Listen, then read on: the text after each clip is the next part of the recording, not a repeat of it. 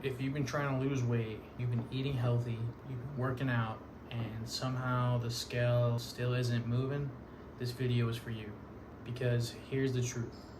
You probably don't need another diet. You probably don't need another fat burning supplement.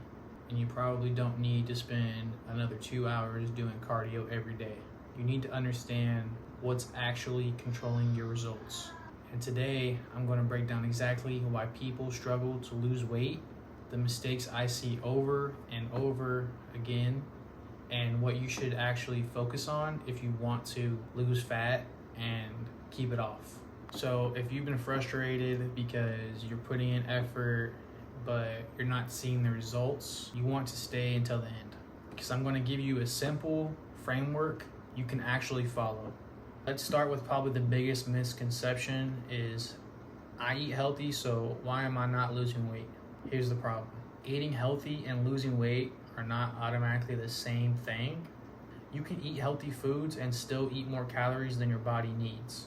Think about foods like peanut butter, avocado, olive oil, nuts, granola, rice, and even smoothies. These can absolutely be part of a healthy diet, but healthy doesn't mean unlimited. Your body doesn't look at a food and say, oh, that's healthy, so these calories don't count. Calories still matter. And that's one of the biggest things people need to understand.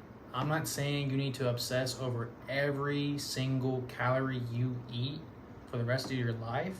I'm saying you need to understand the basic principle. If you're consistently consuming more energy than you're using, you're not going to consistently lose body fat. That's just the reality. So before you start looking for some secret fat burning food, you need to understand the fundamentals. The problem is portion sizes, and this one gets people all the time. Someone tells me I barely eat anything. Then we actually look at what they're eating, and suddenly the portions are what they thought they were. A tablespoon of peanut butter becomes 3 tablespoons. A serving of cereal becomes a giant bowl. A little bit of oil becomes several pours into the pan. A handful of nuts becomes half the bag. And none of these foods are necessarily bad. The issue is that people are estimating portions instead of actually understanding them. If you're consistently underestimating how much you're eating, you're also underestimating how much calories you're consuming. That's why tracking your food for a period of time can actually be extremely useful. Not because you need to track forever, because you need to learn what your portions actually look like.